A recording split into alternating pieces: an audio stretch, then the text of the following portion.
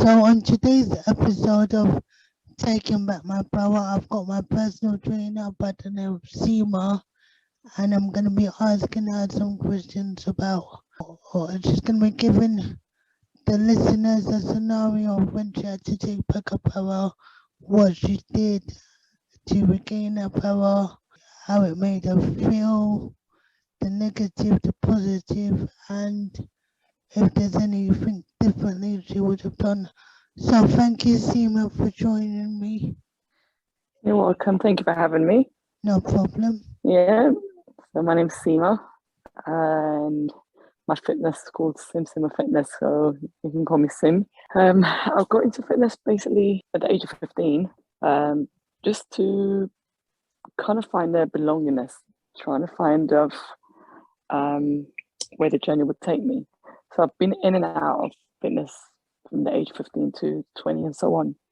It's only when I've lost my brother that I kind of became addicted to it due to stress, due to because I was grieving.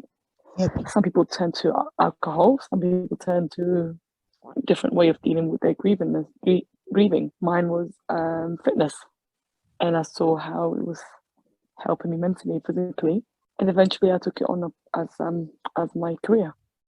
I gained power in a sense where it was a beautiful gift to have to make difference in people's lives, to help people learn to love themselves. The more I did it, the more I became addicted of doing it because I saw the difference it made in people, not just physically, more importantly, mentally.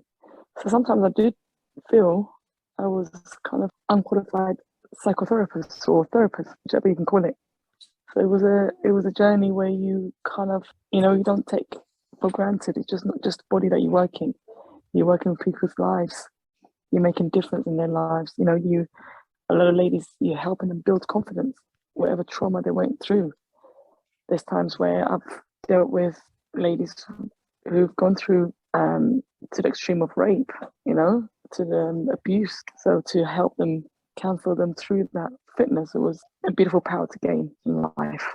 So you mentioned that unfortunately you lost your brother, and then that's how you became addicted to fitness. So, but like before you became addicted, like during that grieving process, like was there ever a time when you thought like, you know what, I don't want to go down the road of fitness? Like, was there ever a time when you felt, you know what, I need to pick up a bottle of wine, or I need to pick up a bottle of, vodka to come and numb the pain? Mm.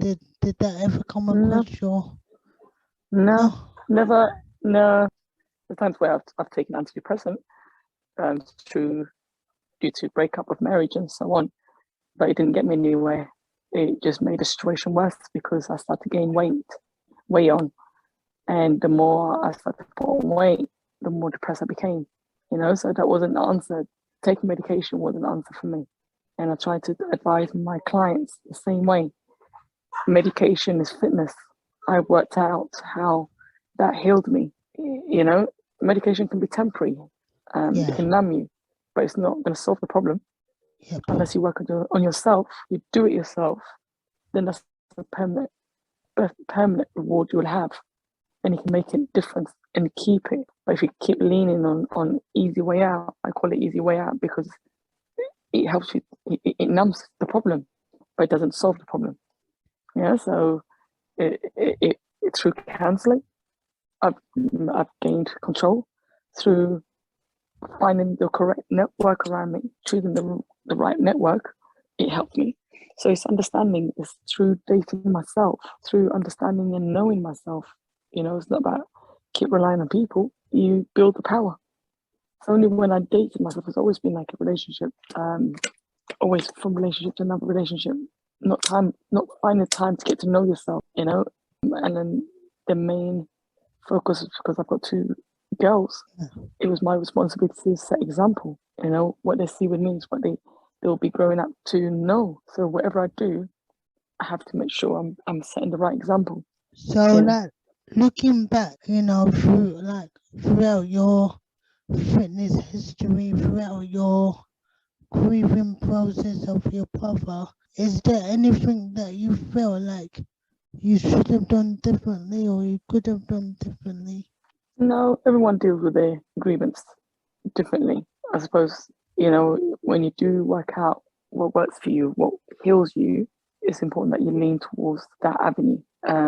So I identified my path. So I stayed on the same lane, and that kind of helped me see the light at the end of the tunnel. So for anyone that's going through either a similar situation or are always going through a loss that you went through, what would your advice be to them? It's funny you said that because I was talking to a friend of mine yesterday, and he's lost his mother a year ago, Okay. and everyone deals with the grievance differently because even though you have someone who dies in your family, you could be close to them or you can be like a distance Yeah. relationship to them. So the grievance is different. If it's someone that's really, really close to you, you have to allow time to heal. But in that process, you can't sit in the dark. You have to be out. You have to find things that's going to make you lift your spirit. You have to find your niche, that's going to tick your boxes, that's going to help you float. If it's fitness, yes, it might not be for someone, but if it's going out with friends, you know, as long as you're not staying in your own and staying in and shutting yourself in, just you have to be out of the house. You have to keep yourself busy. You have to find the right network to be around and talk, find someone to talk to. Don't bottle it in. So you would say that like you unfortunately losing your brother and your fitness helped you kind of regain your power in a way. Yeah, yeah. There's times where at the time I wasn't qualified. I was just doing fitness. I was doing classes, 2, 3 classes back to back, because during that process of doing the class, it's a time where I found numbness. I wasn't thinking about it. It was just purely focused on the particular class. So hence the reason I liked it, because it's just like a painkiller. Yeah. And I became more addicted to it. I started to do more and more, and the passion grew. And I remember when I was in the gym doing so many classes, I mean, you should do it. You're so good at it. You should be teaching classes. You should be a personal trainer. But I really didn't see it as a career. I was doing my other things. I was qualified, graduated in textile designing. So I was more trying to push that, So, but my passion was truly into fitness. Well, thank you, Sima, for sharing your story. Welcome. My pleasure. Thank you.